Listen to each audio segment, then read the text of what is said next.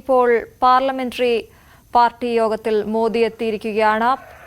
അല്പസമയത്തിനകം മോദി സംസാരിക്കും. തത്സമയ സംപ്രേഷണത്തിലേക്ക്. आज इस एनडीए की बैठक में मैं माननीय राष्ट्रीय अध्यक्ष जी से आग्रह करूंगा कि वे स्वागत भाषण के साथ आज की इस बैठक को प्रारंभ करें। राष्ट्रीय अध्यक्ष माननीय जगत प्रकाश नड्डा जी, हम जोरदार करतल ध्वनि के साथ माननीय राष्ट्रीय अध्यक्ष जी ने सेवा और संगठन के द्वारा जो विस्तार किया है, हम सब उनका अभिनंदन करते हैं। बोलिए भारत माता की, भारत माता की, भारत माता की। आज के इस कार्यक्रम में हम सबके बीच में उपस्थित हम सबके यशस्वी प्रधानमंत्री आदरणीय श्री नरेंद्र मोदी जी,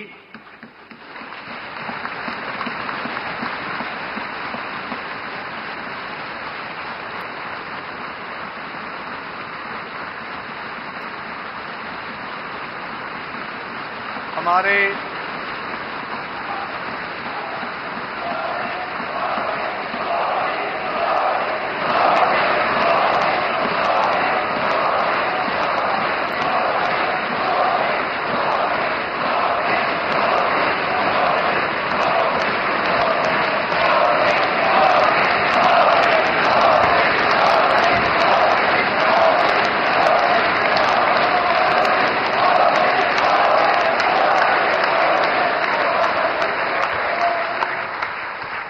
हमारे सभी एनडीए के घटक दल के सभी वरिष्ठ नेतागण,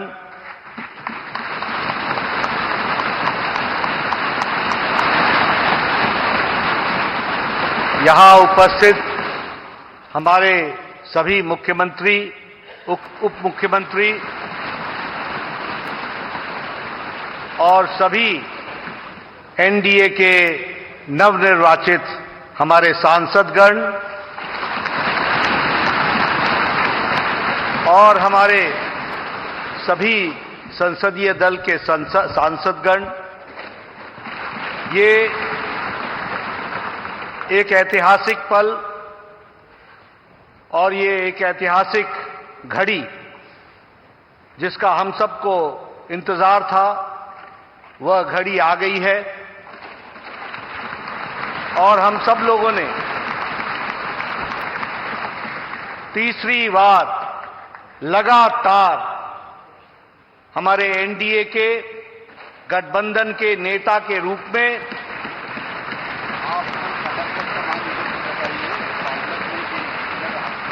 अपने आदरणीय प्रधानमंत्री और नेता का चयन सब करने वाले हैं।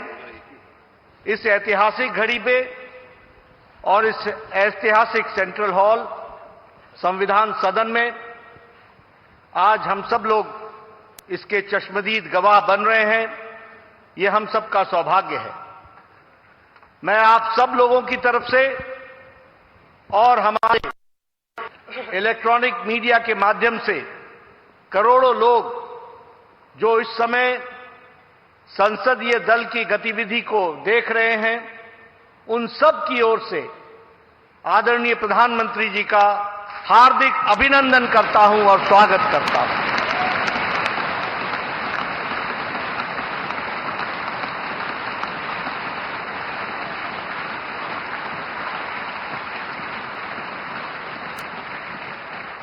मैं अपने सभी एनडीए के घटक दल के नेताओं का, मंचासीन और सामने बैठे सभी नेताओं का अपने हृदय की गहराई से उनका भी हार्दिक अभिनंदन करता हूं, स्वागत करता हूं।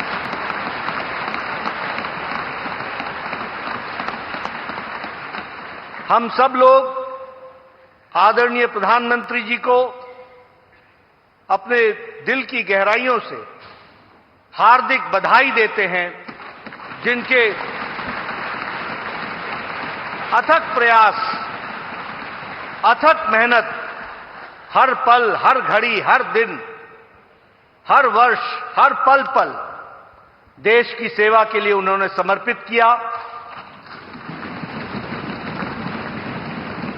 और यही कारण है कि आज भारत पुनः इतिहास रच रहा है कि तीसरी बार लगातार बहुमत के साथ एनडीए की सरकार आ रही है।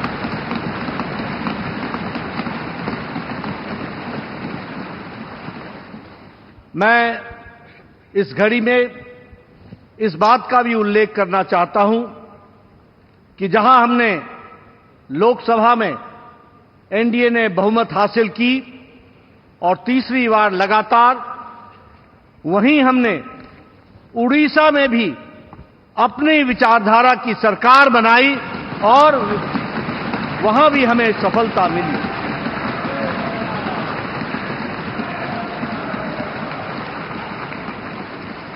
मुझे खुशी है आप सबसे ये बताते हुए कि आंध्र प्रदेश में भी एनडीए की सरकार एक तरफा बनती है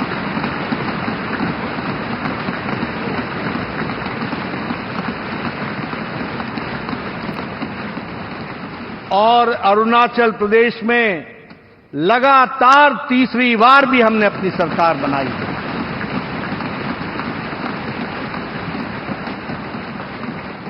और सिक्किम में भी एनडीए की सरकार बनी है, उसके लिए भी मैं बहुत बहुत बधाई देना चाहता हूं। ये एनडीए का विकास यात्रा आदरणीय प्रधानमंत्री मोदी जी के अथक प्रयास से, उनकी नीतियां रिफॉर्म, परफॉर्म, ट्रांसफॉर्म, देश को आगे ले जाने के लिए जो उन्होंने नेतृत्व किया और फ्रंट से എൻഡിഎ പാർലമെന്ററി യോഗത്തിൽ ജെ പി നദ്ദ സംസാരിക്കുകയാണ്. അല്പസമയത്തിനകം മോദി പ്രവർത്തകരെ അഭിസംബോധന ചെയ്യും. हमें याद है വിവരങ്ങളുമായി ആർ കിരൺ ബാബു ചേരുന്നു. കിരൺ, യോഗം എപ്പോഴാണ് ആരംഭിച്ചത്? വിവരങ്ങൾ. 10 साल पहले അശ്വതി, അല്പസമയം മുമ്പാണ് എൻഡിഎയുടെ പാർലമെന്ററി പാർട്ടി യോഗം ആരംഭിച്ചത്. എൻഡിഎ പാർലമെന്ററി പുതിയ പ്രധാനമന്ത്രി സ്ഥാനത്തേക്ക് തെരഞ്ഞെടുക്കാൻ നിൽക്കുന്ന നരേന്ദ്രമോദിയും അതോടൊപ്പം തന്നെ ബിജെപി ദേശീയ അധ്യക്ഷൻ ജെ പി നദ്ദ, ഘടകകക്ഷികളുടെ രണ്ട് പ്രധാനപ്പെട്ട നേതാക്കളായ ചന്ദ്രബാബു നായിഡു, അതോടൊപ്പം തന്നെ നിതീഷ് കുമാർ, ഇവരെല്ലാം തന്നെ ഈ യോഗത്തിൽ എത്തിച്ചേർന്നിട്ടുണ്ട്. എൻഡിഎയിലെ മുഴുവൻ എംപിമാരും, ഏകദേശം മുഴുവൻ എംപിമാരും തന്നെ പാർലമെന്ററി പാർട്ടി യോഗത്തിൽ എത്തിച്ചേർന്നിട്ടുണ്ട്. ഈ യോഗത്തിൽ വെച്ചാണ് മോദിയെ പ്രധാനമന്ത്രി അവരുടെ സഭാകക്ഷി നേതാവായി തെരഞ്ഞെടുക്കുന്നത്. ഈ നേതാവായി തെരഞ്ഞെടുത്ത ശേഷമാണ് ഈ എല്ലാ പ്രധാനപ്പെട്ട പാർട്ടികളുടെയും പ്രതിനിധികൾ സംയുക്തമായി ഒപ്പിട്ട പേപ്പറുമായി രാഷ്ട്രപതിയെ കാണുന്നത്. അതിനുശേഷമാണ് രാഷ്ട്രപതി സർക്കാർ രൂപീകരിക്കാൻ വേണ്ടി നരേന്ദ്രമോദിയെയും ഈ മുന്നണിയെയും ക്ഷണിക്കുന്നത്. അതിനുശേഷമാവും സത്യപ്രതിജ്ഞ ചടങ്ങുകൾ ഞായറാഴ്ച നടക്കുക. അതിനു മുമ്പുള്ള ഔദ്യോഗിക പരിപാടികളാണ് നടക്കുന്നത്. ഇപ്പോൾ സംസാരിച്ചുകൊണ്ടിരിക്കുന്നത് ജെ പി നദ്ദയാണ്, ബിജെപിയുടെ അഖിലേന്ത്യാ അധ്യക്ഷനാണ് സംസാരിച്ചുകൊണ്ടിരിക്കുന്നത്. ഇതിനുശേഷം നരേന്ദ്രമോദി സംസാരിക്കും. बढ़ने का रास्ता रखा और ये सब संभव हुआ जिस मंत्र को लेकर आदरणीय प्रधानमंत्री जी चले, सबका साथ, सबका विकास, सबका विश्वास, सबका प्रयास। और उनके परिश्रम के कारण यह हम आज देख रहे हैं और हम अपने नेतृत्व का फिर से चयन करने वाले हैं। मैं रामधारी सिंह दिनकर जी की कविता पंक्तियां पढ़ना चाहूंगा प्रधानमंत्री जी के पुनः स्वागत में। वसुधा का नेता कौन हुआ, भूखंड विजेता कौन हुआ, अतुलित यश क्रेता कौन हुआ, नवधर्म प्रणेता कौन हुआ, जिसने न कभी आराम किया, विघ्नों में भी रहकर नाम किया।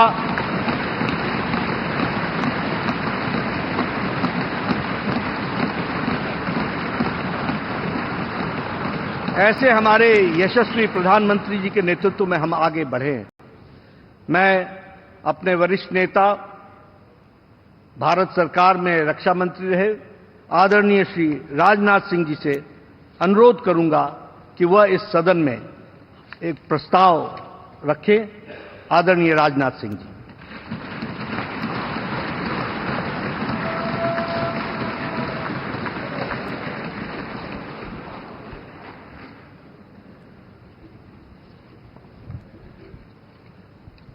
साथियों, सबसे पहले तो मैं लोकसभा के जितने भी न्यूली इलेक्टेड मेंबर्स हैं सबको अपनी तरफ से हार्दिक बधाई देता हूं और अन्य सभी को अपनी तरफ से इस अवसर पर हार्दिक शुभकामनाएं देता हूं।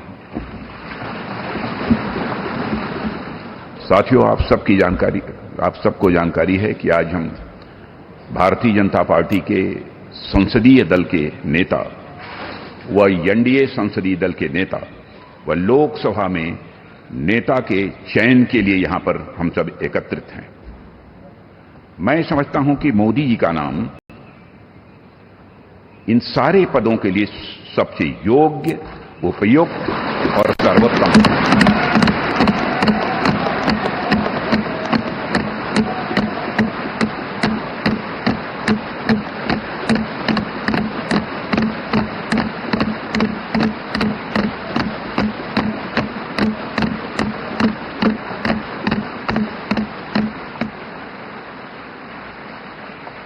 और साथियों, यह बात मैं इसलिए कह रहा हूं कि मंत्रिमंडल में उनके सहयोगी के रूप में उनकी कार्यक्षमता, उनकी कार्यकुशलता, दूरदर्शिता, प्रामाणिकता को मैंने प्रत्यक्ष देखा है और केवल मैंने ही नहीं देखा है बल्कि समस्त देशवासियों ने इसे देखा है।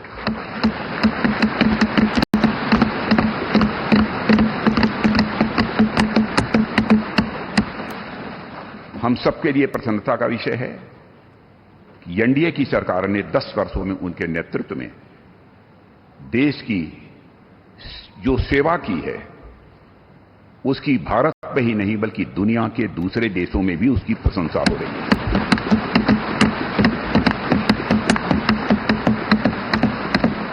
हम सबको यह सौभाग्य प्राप्त हुआ है कि तीसरी बार हम लोगों की एनडीए की सरकार बनने जा रही है।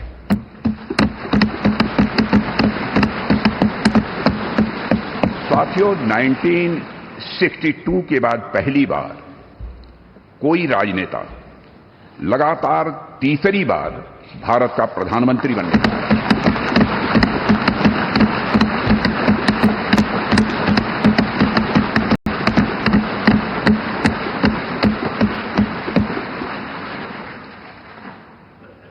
जहां तक मेरी जानकारी है मित्रों, लोकतांत्रिक देशों में पूरे विश्व में तीसरी बार यह अवसर यदि किसी को प्राप्त हो रहा है तो हमारी एनडीए को यह अवसर प्राप्त हो रहा है।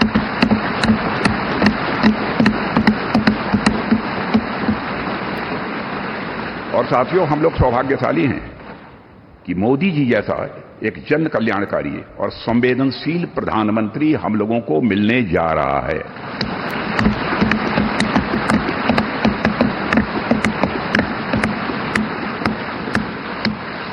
इनकी नेतृत्व क्षमता, इनकी कार्यकुशलता, इनका विजन, इसके कारण मैं मानता हूं कि हमारे एनडीए परिवार में भी वृद्धि हुई है।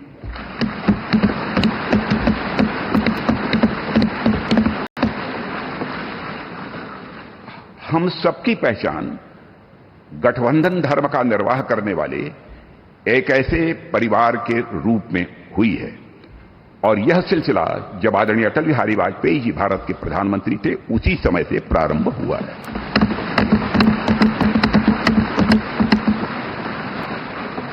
और मैं यह स्पष्ट कर देना चाहता हूं, एलायंस, गठबंधन, यह हमारे लिए कंपल्सन नहीं है बल्कि हमारा यह कमिटमेंट है।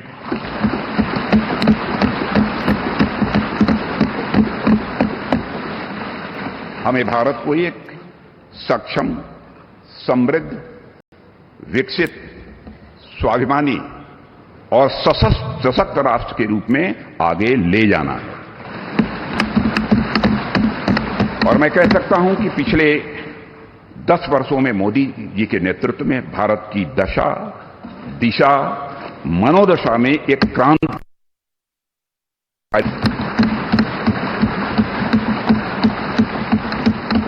और साथियों, पिछले 10 वर्षों में आज देश इस दौर में पहुंच गया है जहां देश ही नहीं सारी दुनिया को यह भरोसा हो गया है कि भारत देश विकसित होने के साथ साथ समूचे विश्व को नेतृत्व और नई दिशा देने का सामर्थ्य रखता है।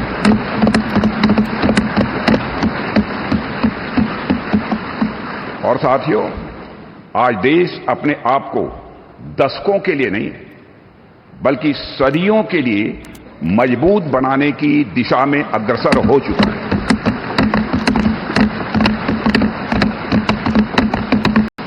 और मैं मानता हूं कि इस काम को और अधिक गति देने के लिए मोदी जी से बेहतर और कोई दूसरा नाम नहीं हो सकता है।